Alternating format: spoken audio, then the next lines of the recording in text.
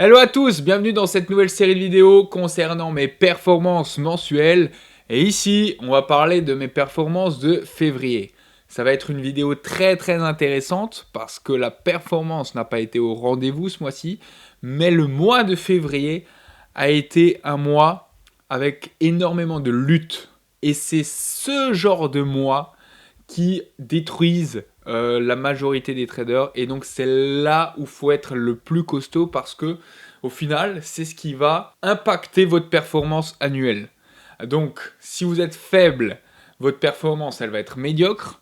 Et si vous êtes fort, si vous arrivez à rester costaud sur les marchés dans ce genre de période-là, eh bien c'est là où vous ferez la différence. Allez, sans plus tarder, on va essayer de faire une vidéo courte. Désolé pour la coupe de cheveux, je l'ai faite comme ça. Ça ressemble pas à grand chose, mais passons sur les écrans tout de suite. Alors voilà mon mois de février 2025 avec beaucoup de leçons que j'ai pu tirer. Au final, février 2025, ça a été un mois où j'ai lutté pendant 2 semaines, voire même 2 semaines et demie. C'est-à-dire que la première semaine, j'ai pas eu grand-chose. Bon, allez, légèrement gagnant, mais sans plus. Et en fait, la deuxième semaine, j'étais pas du tout dedans. Parce que j'ai eu autre chose qui me travaillait dans l'esprit. J'étais pas du tout dedans. Et, et en fait, c'est juste un jour, un trade qui m'a brisé le mois. Et donc, c'est ce trade. J'ai fait une vidéo où j'explique comment par un manque d'inattention, j'ai pas vu que j'étais encore en trade, encore en position après avoir pris un stop loss. Et le trade, malheureusement, il a continué contre moi. Évidemment, ça va jamais dans son sens hein, quand on a des oublis ou quand on fait des erreurs, malheureusement. Et du coup, au lieu de perdre 6000 ou 5000, j'ai perdu 9000 sur l'ensemble de mes comptes, encore une fois. Puis ensuite, rajouter à ça d'autres stops, et ça n'allait plus. Ça n'allait plus. Et donc, ça fait que j'ai voulu arrêter de trader. J'ai voulu arrêter, pourquoi? Parce que la volatilité jusqu'au 20 février, elle était faible, au plus bas. Et on a eu des news majeures qui sont, je me rappelle plus trop exactement là maintenant, mais on a eu des news majeures qui font que la volatilité est revenue dans le sens de la baisse, avec beaucoup de directionnalité, beaucoup de momentum. Et donc à partir de là, j'ai des setups qui se sont dessinés, j'étais obligé de les prendre, malgré que j'ai dit sur mon groupe Discord, j'arrête de trader, je pouvais pas. Je voulais arrêter de trader toute la fin février pour essayer de me remettre dedans et tout, mais non, j'ai dit là ça bouge de trop, je suis obligé de prendre les trades. Donc heureusement que je les ai pris. Pourquoi? Parce que ce trade du 20 février, il m'a clairement remis dedans et sauvé mon mois. Donc en fait, pour en faire un petit débrief, le mois de février, j'ai beaucoup galéré. Je perds 10 000 dollars, mais parce que c'est clairement à cause de ce trade. Sans ce trade, ah si, je serais à moins 5000, donc je serais quasiment flat en fait. Je perdrais ce que j'ai gagné en janvier. Janvier, je vous rappelle, c'est là. Donc, ça fait que je serais flat normalement. Sauf qu'à cause d'un seul trade, par manque d'inattention, eh bien je suis beaucoup moins que flat. Et en plus de tout ça, j'avais l'impression de beaucoup de galérer, il y avait beaucoup de frustration, il y avait je divergeais de mon système parce que je reste humain et parfois j'ai des moments de faiblesse, parfois j'ai des moments forts. Donc c'est sur ça que j'essaye de travailler constamment, tous les jours. Et du coup, j'ai pu faire quelques petites erreurs. Mais au-delà de toutes ces erreurs, c'est clairement pas le mois de février qui aurait fait mon année en termes de performance. Mais en tout cas, il aurait pu la détruire. Parce que à cause de ça, j'ai la moitié de mes comptes qui ont failli être détruits. Du coup, ce que j'en ai tiré maintenant et comment j'essaye de résoudre ce problème, au-delà de mon système de training, je me suis permis de faire, pour sauver l'ensemble de mes 9 comptes financés sur lesquels ma grosse perte a été prise, où j'ai laissé durer les trades, je vais faire des petits scalps. Plus ou moins quand il y a du momentum, quand il y a de la directionnalité, je fais des petits scalps en visant 50 dollars, 100 dollars de gains par jour sur ces petits scalps par compte. Et ça va clairement rattraper petit à petit mon retard.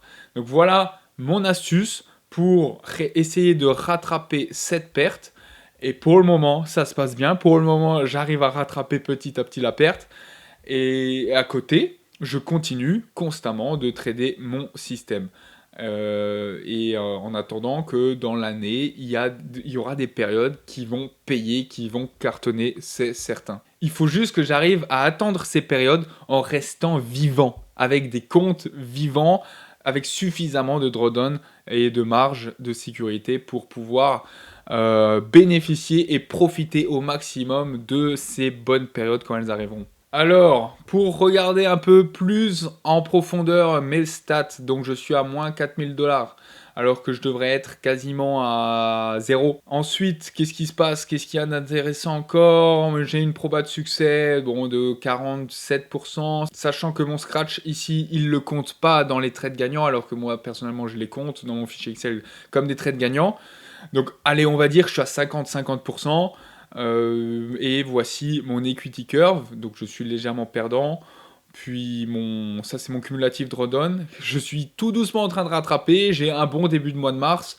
Donc là, pareil, je le rattrape petit à petit. Et puis voilà, on voit que pour le moment, ça prend pas. Ça prend pas. Mon système, il paye pas encore, ce qui est tout à fait normal. Je le répète, c'est 20% du temps qui va faire 80% de vos résultats. Donc là, en 2 mois sur 12 dans l'année, c'est tout à fait normal que j'ai ce genre d'equity curve et de courbe. Et encore, je m'estime plutôt heureux parce que j'ai pas un gros drawdown.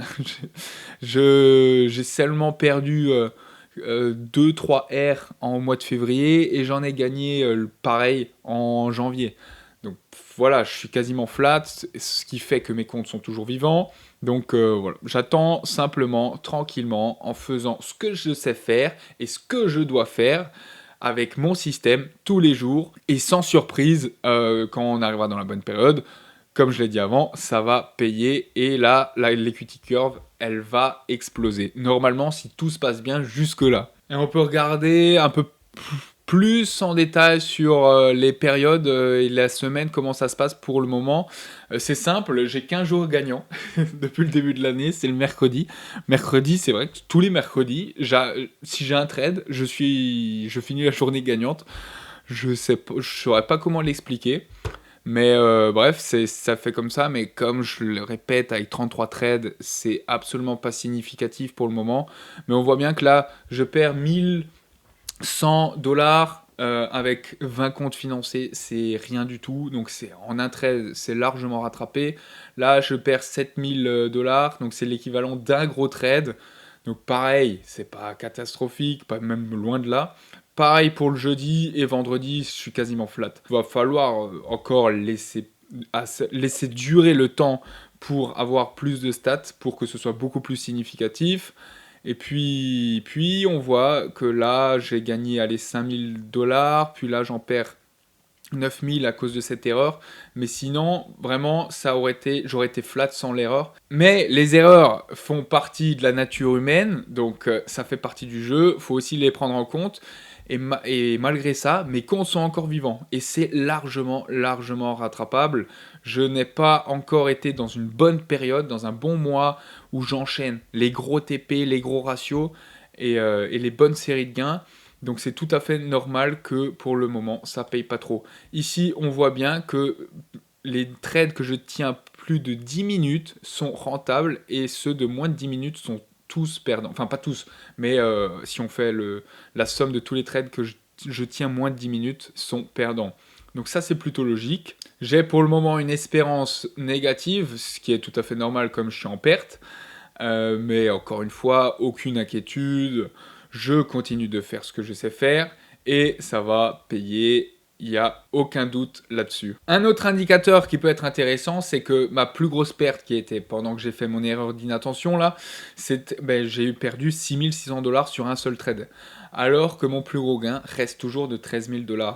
Et j'en aurais normalement dans l'année, j'en aurais aux alentours des 10 000, 15 000 $, toujours des gros trades par-ci par-là. Pas souvent, mais de temps en temps, ça va arriver. Donc ça, c'est cool de toujours avoir une grosse différence comme ça de entre le plus gros gain et la plus grosse perte. Et normalement, les plus grosses pertes, elles doivent être à 5 000 $, aux alentours de 5 000 $, mais 6 600, ça doit être interdit de perdre autant. Ce delta s'explique par cette marge d'erreur. Maintenant, j'espère juste que ça m'arrivera plus, ce genre d'erreur. En tout cas, là, je suis super focus. Si je suis dans un trade, je m'assure que tout fonctionne, que tout soit carré à la rentrée et à la sortie. Là, ça m'a servi de leçon, en tout cas, tout ce qui s'est passé ce mois-ci. Mes trades gagnants, je les tiens en moyenne 15 minutes et mes trades perdants, je les tiens en moyenne 6 minutes. Pour le moment aussi, mes trades gagnants consécutifs ma série de trades gagnants consécutifs est de 5 trades et ma série perdante est de 4 trades. Intéressant, ça aussi à savoir. Donc tout ça, ça prouve, comme je vous l'ai dit avant, que je suis, heureusement, je suis pas dans une mauvaise série. Je suis juste là en train de lutter contre moi-même et sur les marchés en essayant de tirer mon épingle du jeu, mais surtout, avant tout, de survivre. Pour le moment, je survis et c'est le plus important. Donc voilà la leçon que j'ai envie de transmettre dans cette vidéo et à travers mes résultats de février, c'est surtout que vous ne devez pas chercher à faire constamment de la performance. Vous devez juste appliquer le process et ça va venir tout seul. Les résultats vont venir tout seuls. Encore une fois, vous n'êtes pas un salarié, vous gérez une entreprise. Donc vous devez faire les comptes à la fin de l'année, pas à la fin du mois. Donc il y aura des périodes qui vont être dures, où vous allez lutter. Et là, c'en est l'exemple parfait concernant mes stats. Et je vous ai montré tout ça en toute transparence. Et je les assume. Si je crame tous mes comptes, je crame tous mes comptes. Je le partagerai avec vous. Mais c'est ce genre de période où vous êtes en lutte constante avec les marchés, où il y a de la frustration tout le temps parce que les bons trades, vous les loupez, ou alors vous les gérez mal, ou je sais pour quelle autre raison, du FOMO, de ci, de ça, et bref, il y a autant de raisons que de traders. C'est tout ce genre d'erreurs qui vont vous faire perdre et cramer vos comptes. Alors que si vous respectez votre système, normalement, là, ça va faire plus ou moins comme moi. J'en fais toujours des erreurs, hein.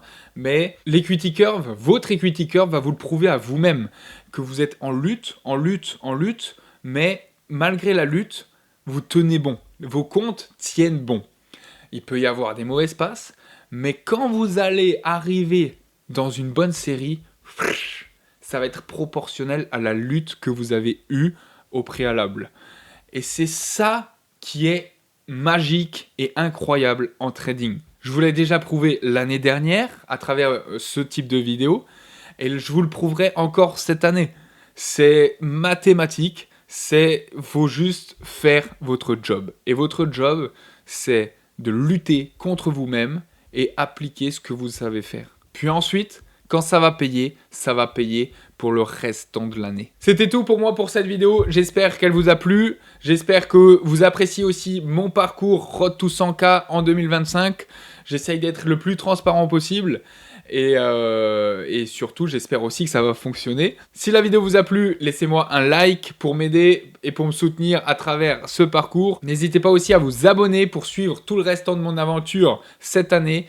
Où il y a encore le 3/4 du chemin qui reste à faire. Et sur ce, je vous souhaite un très bon trading à tous. À très bientôt dans la prochaine vidéo. C'était Florent de Finvest. Ciao, ciao, ciao! Yo, his name is Florian. He's the NASDAQ hustler. Every day he's grinding, making all them numbers cluster. He's a day trader, living life as a thrill seeker. Analyzing charts, he's the Wall Street sneaker. 9 to 5 ain't his game, it's the stock market flow. Tickers on his mind, watching those numbers grow. Buy low, sell high, that's the name